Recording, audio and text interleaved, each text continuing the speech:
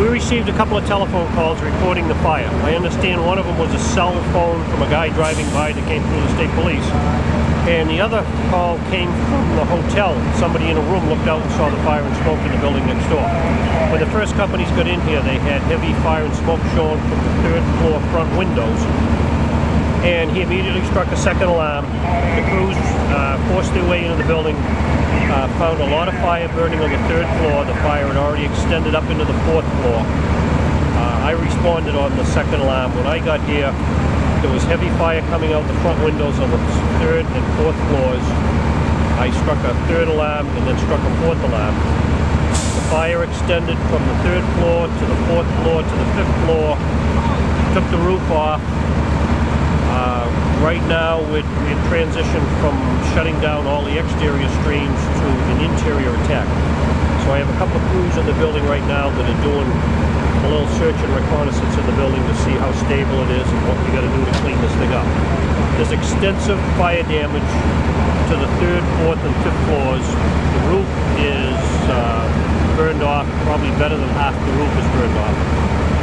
There was no extension of the fire to the hotel next door. We moved everybody from one side of the hotel to the other. We defended them in place. Other than that, there was no other exposures to the building. I don't know about injuries at this point. I'm hearing that I had one firefighter that went to the hospital with a minor injury. I haven't gotten any details on that at this point. Right now, all the mutual aid companies are starting to pick up, and we'll probably be here all day. My name is Maria G. Carvalho, and I own a tailor shop. I came to work about 10 before 9, and I found the whole thing gone. Yeah, she came to work, and she couldn't get in because of all the...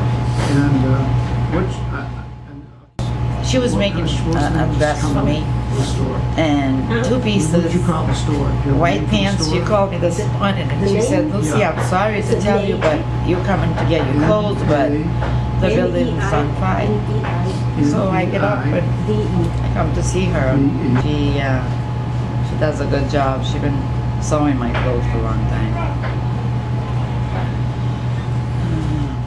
I didn't even think about the clothes until she said that. I do not have insurance.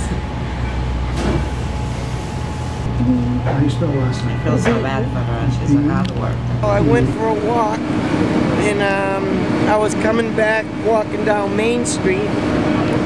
I saw the smoke, and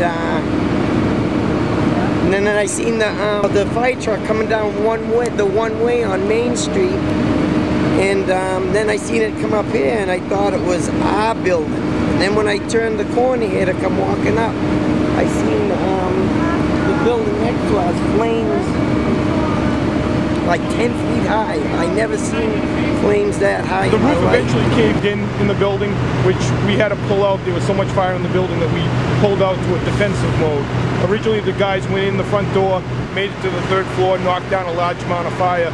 But once the fire got up into the cock loft area, a decision was made by those in charge to go to defensive operations for everybody's safety. Well, it's about 90 years old, I believe, and it houses a lot of small businesses, self-help is in there, and we've done a lot of great work in the community.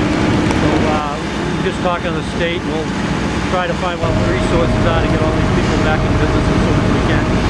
We're hoping the building's not completely gone. It doesn't look that good right now, but we'll see how it works out. It'd be great if they could save it. It's a great old building, and we obviously can't duplicate that kind of building today, so we'll be really happy to see it be saved somehow.